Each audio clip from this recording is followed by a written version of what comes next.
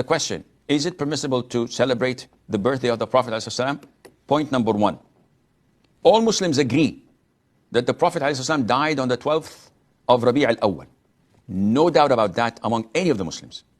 However, they differ whether the Prophet was born in the 12th of Rabi' al-Awwal or in the 9th, as Rahiq al-Makhtoom's author clearly stated that this is the most authentic opinion, that he was born the 9th. So by celebrating his Maulid every single year on the 12th of Rabi', you actually are celebrating his death and not his birth.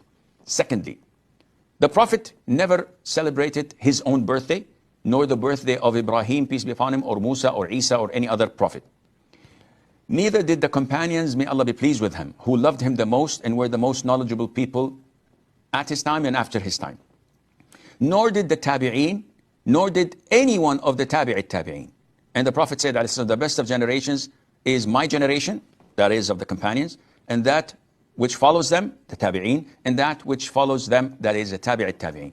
So if these favorite generations, which are the best of the best, never celebrated his birthday, do you have the love they had for him? Do you have the knowledge? Do you have any basis to do something they did not do other than being an innovation from shaitan?